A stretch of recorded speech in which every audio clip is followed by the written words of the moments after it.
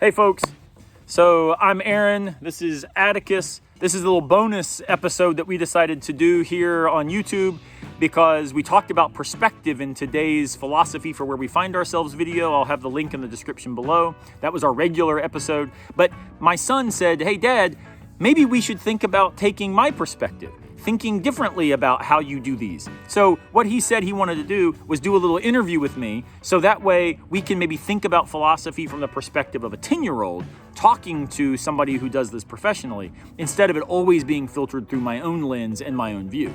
Sound good? Let's do it. All right, so I'm gonna turn the reins over to Atticus. He's gonna run the show and we're gonna have a little chat and a little conversation for you. Okay, so let's start easy and just say, how old are you? I am 42 years old. I'm the same age Kierkegaard was when he died, actually, which is kind of scary. When did you get your PhD? I got my PhD in 2005 is when I defended my dissertation, and then graduated with my PhD in 2006. So I've had it for a long time, huh? What is your favorite team, like college? Oh, hands down, Florida State Seminoles, baby. Woo!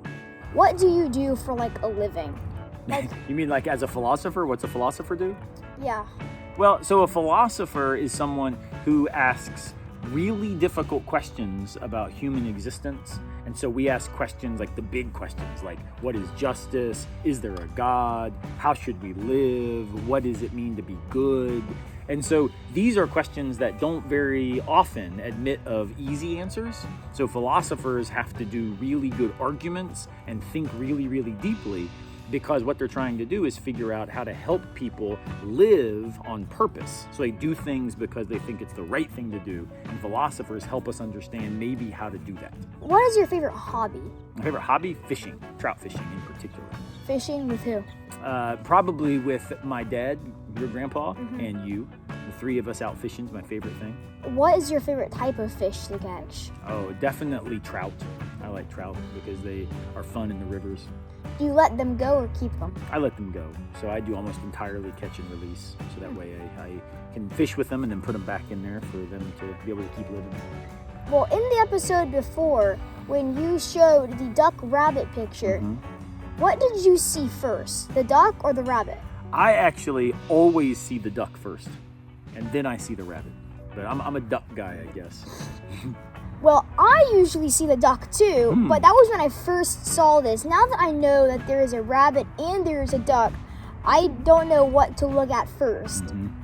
Well, because philosophy's hard, because once you start realizing the world's more complicated than you thought, it means that you can't just be sort of complacent. You can't just say, oh, I assume that my way is the right way. It requires us to actually think harder about some things that we otherwise would have just ignored, you know?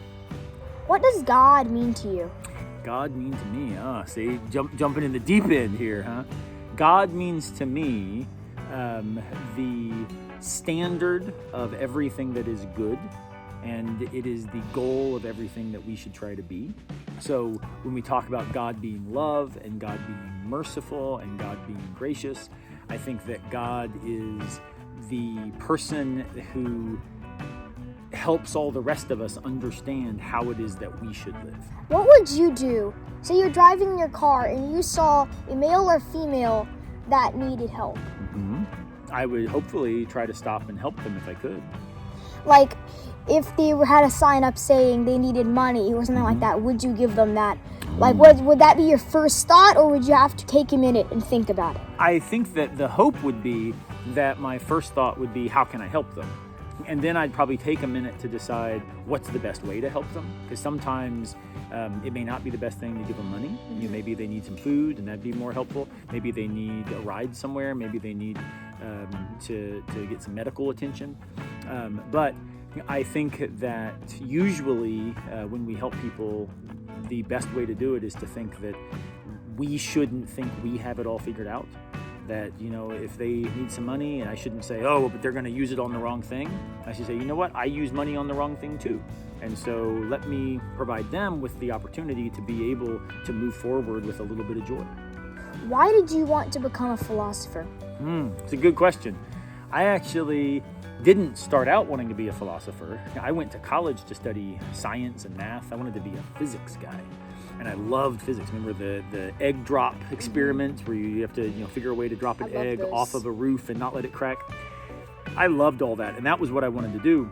But when I got to college, I started realizing that I also loved ideas, and I loved questions, and I loved reading and writing. And so I actually spent some time over in England, in Cambridge. And while I was there, I just fell in love with art and music and literature. And I decided, I think what I'd rather do is spend my life asking these really, really big questions that most people just ignore, and yet all of us really are concerned about how to answer. We all want to know how to live a good life. We all want to know what's true. We all want to know how to be somebody who is concerned about others. And so I thought, that's not a bad way to spend a life. And so I started studying philosophy and realized that it allowed me all of these opportunities to ask these big questions and to do it in a way that hopefully invited other people to do so as well. Last question. All right. What instrument do you play? I have been a professional drummer for, about 25 years now, and love playing the drums. My son is a really good drummer as well, I should mention. But love playing the drums, and part of why I like the drums is because it allows me to express myself and to find beauty, and I love rhythm. And so thinking about rhythm and beauty and joy are actually maybe like a musical way of doing the kind of thing I think philosophy helps us do in other areas. So thanks so much everybody for joining us. My son and I enjoyed doing this special little extra episode, this bonus episode for you. It was his idea, and so we'll see you next time. Unless a piano falls on our heads.